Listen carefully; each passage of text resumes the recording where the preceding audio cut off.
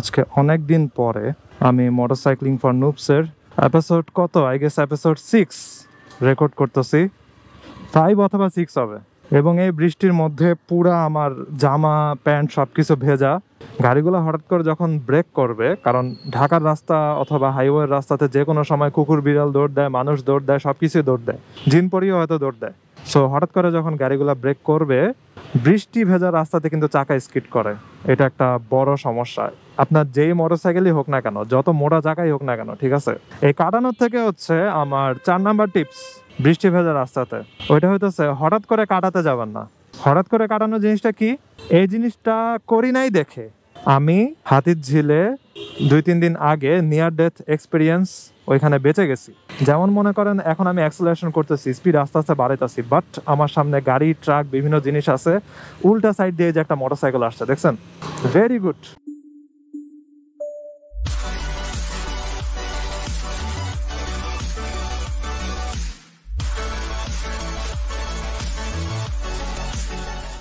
এই what is going on. এখন বাজে হচ্ছে দুপুর 2টা, আর আমি আছি হইতেছে মোহাম্মদপুর সলিমুল্লাহ রোডের হইতেছে মাঠের সামনে। এই বৃষ্টির মধ্যে কেন জানি দেখতে ভালো লাগতেছে অনেক আর কি। পুরা সব দিক দিয়ে গাছ দিয়ে ঘেরাও করা, মাঠে কেউ নাই, পুরা মাঠ কাদা। ভালো লাগলো এখানে দাঁড়ায়।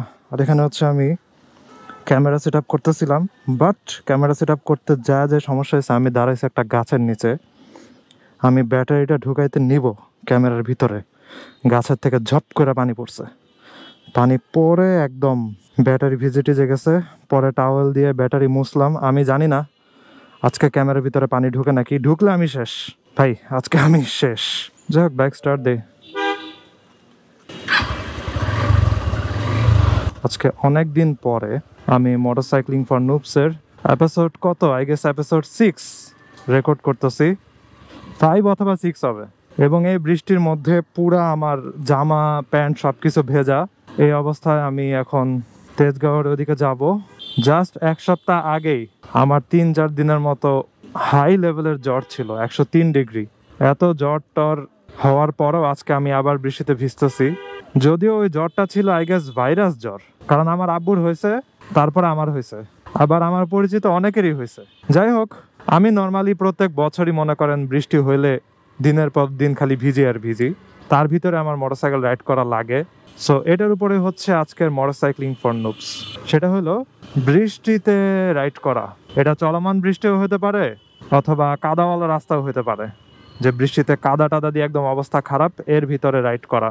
আমি চলতে চলতে এই বৃষ্টির ভিতরেই ক্যামেরা নষ্ট হয়ে যাওয়ার রিস্ক নিয়ে কয়েকটা টিপস নিয়ে আলোচনা করব।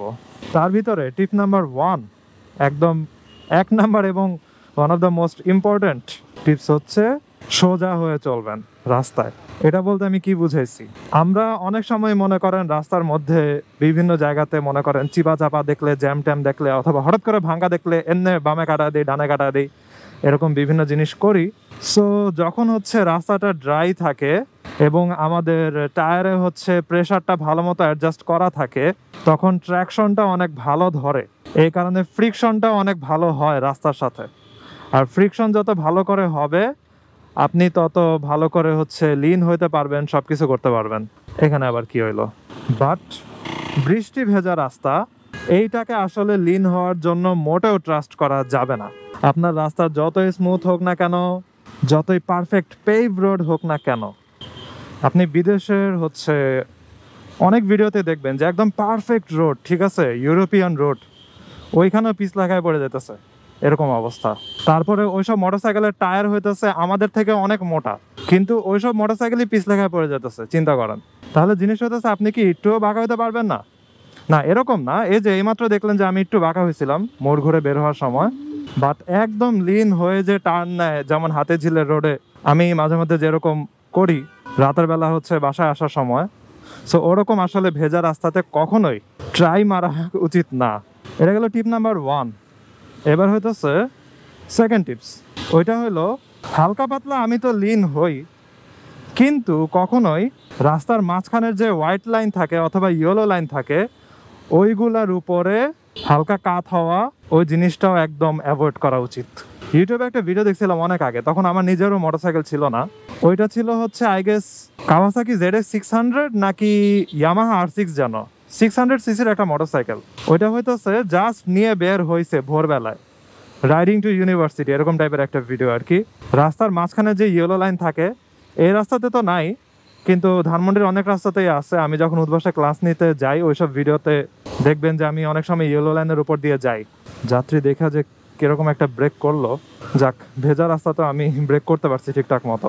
ওই ইয়েলো লাইনের উপর দিয়ে হচ্ছে সে যাইতেছিল 600 সিসির একটা মোটরসাইকেল, মোটা টায়ার, ভালো ট্র্যাকশন, এভরিথিং, ABS সব কিছু আছে। জাস্ট উপর দিয়ে গেল ওই ইয়েলো লাইনটার উপর দিয়ে, আর স্লাইড করে পড়ে গেল, আর মোটরসাইকেলের এক সাইডের বডি কিট ফাইটা গেল আর কি। আর ইউরোপিয়ান কান্ট্রিতে অনেক খরচ, যে কোনো পার্টসের অনেক টাকা চলে যায় জাস্ট রিপেয়ার করতে অথবা চেঞ্জ করতে। সো ওইটাই বলতেছি যে হোয়াইট লাইন অথবা ইয়েলো লাইন এগুলোর উপর দিয়ে হচ্ছে হালকা পরিমাণ হইলেও কাত হওয়া আসলে উচিত না। কখন? বৃষ্টি ভেজা রাস্তাতে। আর আরেকটা হইতেছে শীতকালের সকালে অথবা নর্মাল কোনো ডেজের একদম ভোরবেলাতে, কারণ তখন কুয়াশা থাকে, কুয়াশাতে হচ্ছে রাস্তা একটু ভেজা ভেজা থাকে। আর এসব ইয়েলো লাইন হোয়াইট লাইনে আসলে কেন আমি জানি না পিছলা খায়, মোস্ট প্রবাবলি এইগুলা একটু অয়েল টাইপের কালার, তো এখান থেকে মনে হয় অয়েল বের হয়, এই কারণে প্রচুর পিচ্ছিল হয়ে থাকে, যেটা আমার কাছে মনে হয় আর কি। এই যে একদম এরকম টাইপের লাইনগুলো আর কি রাস্তার মাঝখানে যখন থাকে। যাই হোক, এটা গেল হচ্ছে সেকেন্ড টিপস। এবার হইতেছে থার্ড টিপস। ওইটা হলো নর্মালের থেকে আরো বেশি দূরত্ব বজায় রেখে রাইড করা। নর্মালে মনে করেন আমি যখন জাস্ট 10-15 স্পিড, 20 স্পিড, 30 স্পিডে যাই, তখন হচ্ছে কোনো মোটরসাইকেল, গাড়ি এগুলার কাছাকাছি দিয়ে রাইড করা যায়, অত একটা সমস্যা হয় না। বাট আমি যখন মনে করেন 50-60 এরকম স্পিডে যাইতেছি, তখন নর্মাল রোডে, অর্থাৎ বৃষ্টি হয় নাই, ড্রাই রোড, ওইখানে হইতেছে আমি গাড়িগুলোর থেকে একটা ডিস্টেন্স রাখি, একদম ক্লোজ রাইড করি না। আর যখন বৃষ্টি ভেজা রাস্তা থাকবে তখন আরও বেশি ডিস্টেন্স রাখবেন। এটার দুইটা মেজর কারণ আছে। একটা কারণ হইতেছে গাড়িগুলো হঠাৎ করে যখন ব্রেক করবে, কারণ ঢাকার রাস্তা অথবা হাইওয়ের রাস্তাতে যে কোনো সময় কুকুর বিড়াল দৌড় দেয়, মানুষ দৌড় দেয়, সব কিছুই দৌড় দেয়, জিন পরিও হয়তো দৌড় দেয়। সো হঠাৎ করে যখন গাড়িগুলো ব্রেক করবে, বৃষ্টি ভেজা রাস্তাতে কিন্তু চাকা স্কিড করে। এটা একটা বড় সমস্যা। আপনার যেই মোটরসাইকেলই হোক না কেন, যত মোটা চাকাই হোক না কেন, ঠিক আছে, চাকা স্কিড করে আপনি যখন হার্ড ব্রেক চাপ দিয়ে ধরবেন আর কি। ABS থাকলে একটু বেঁচে যায়, আর নন ABSদের জন্য, যেমন এই যে আমার মোটরসাইকেল, এগুলোর জন্য হইতেছে আরো বেশি রিস্ক। সো এই যে চাকা স্কিড করে, এটা কিন্তু আপনি বৃষ্টি ভেজা রাস্তাতে অত সহজে আটকে রাখতে পারবেন না। ব্রেক করতে নিলেই দেখবেন যে ধাম করে স্কিড করা শুরু করে দিচ্ছে।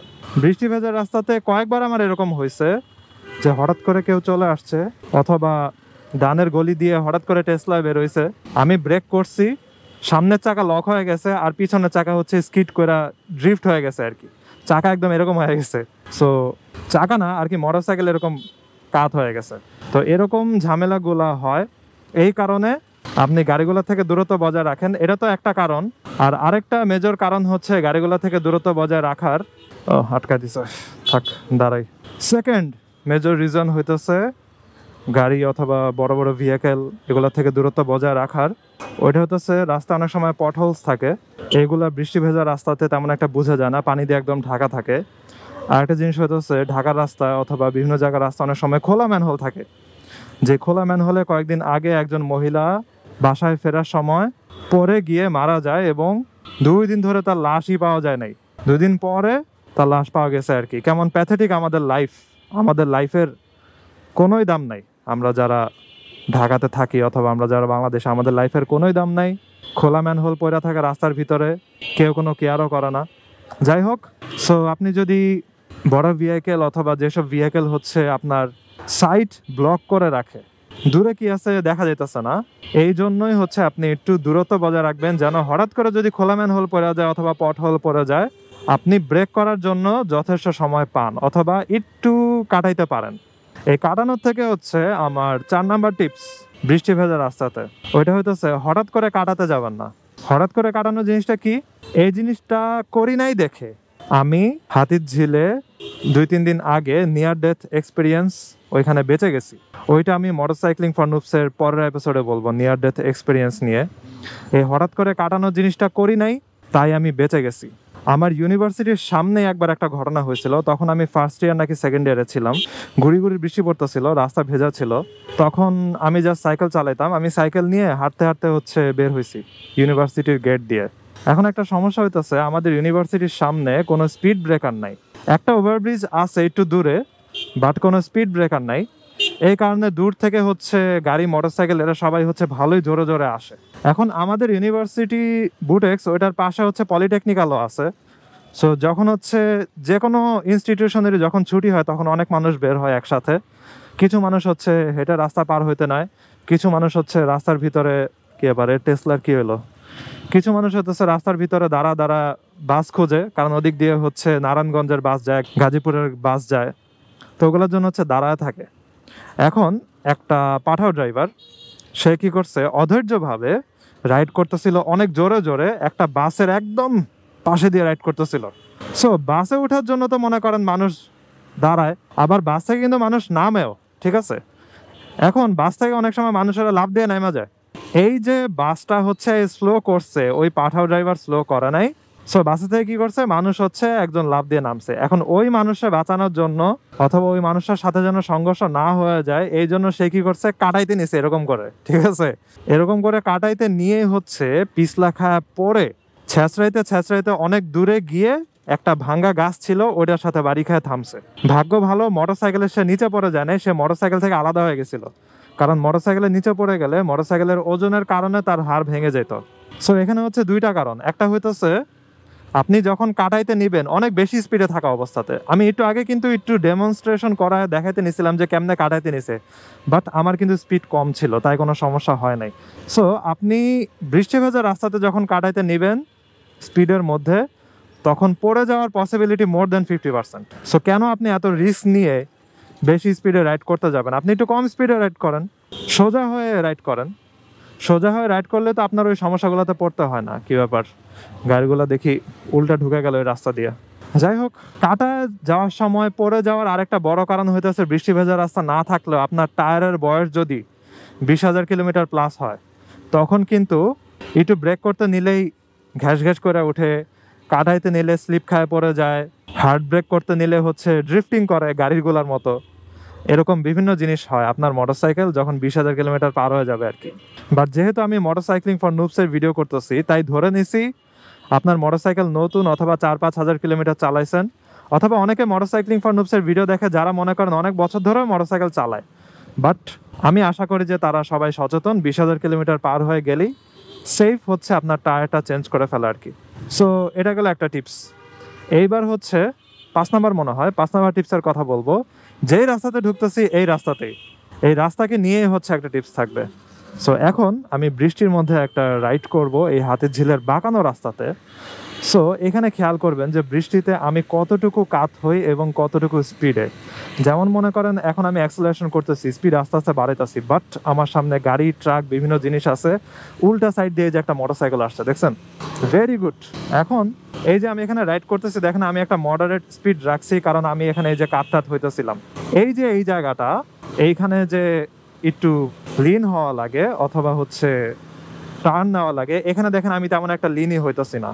আমি 40-50 এরকম একটা স্পিড মেনটেন করে চলে যেতেছি।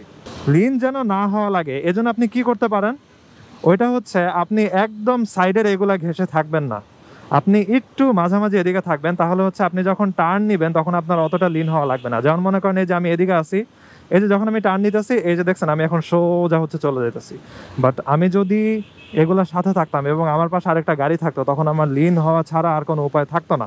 45-50 এরকম একটা মডারেট স্পিড মেনটেন করে আমি এই যে হাতিঝিল রাইড করে পার হয়ে গেলাম। রাস্তা কিন্তু খুবই ভেজা, ঠিক আছে? এই জিনিসটা ভালো মতো খেয়াল রাখা লাগবে। আর জিনিসটা রাস্তা কিন্তু অতটাও একদম পুরোপুরি স্মুথ না, মাঝে মধ্যে কিছু জায়গাতে ঢালাই হয়েছে, কিছু জায়গাতে নতুন করে ভাঙ্গা হয়েছে। আবার হাতিঝিলে এখানে রাস্তাতে লাস্টের দিকে স্পিড ব্রেকারও ছিল, ওইটাও উঠানো হয়েছে। তারপরে দেখছেন এই যে এখন লিন হলাম, একদম রাস্তা পুরা পানি দিয়ে ঢাকা ছিল, ওইটার ভিতর দিয়ে লিন হয়েছে, কিন্তু আমি অতটা কাত হই নাই। সো এই জিনিসগুলো অবশ্যই আপনার মেনটেন করা লাগবে। কিরে ভাই, বোল্ট মোটরসাইকেল দেখি ঘট ঘট ঘট ঘট করতেছে, গেছে, আজকে তার ইঞ্জিন সার্ভিসিং করানো লাগবে মাস্ট। যাই হোক, এটা ছিল আমার 5 নাম্বার টিপস আর কি। আপনি যখন কোনো কার্ভ রোড বাট মোটামুটি খালি ওইখানে স্পিড দিয়ে রাইড করবেন, তখন আপনার কিভাবে রাইড করা উচিত। এই রে, তার মোটরসাইকেল দেখি ঘটঘট ঘটঘট করতেছে, খারাপ লাগতেছে তার জন্য। এখন সে বিশাল একটা প্যারায় পড়বে।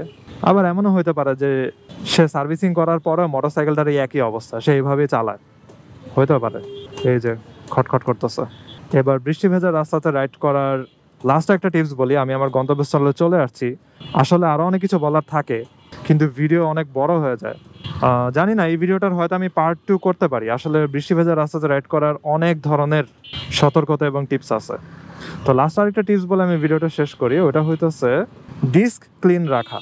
এখন বৃষ্টি ভেজা রাস্তাতে যেটা হয়, আপনার যদিও মাডগার্ড আছে, সব কিছু আছে, অনেকে আবার পিছনের লেজ কাটে। মনে করেন আপনি লেজ কাটান নাই, মাডগার্ড সব কিছু একদম ঠিকঠাক আছে।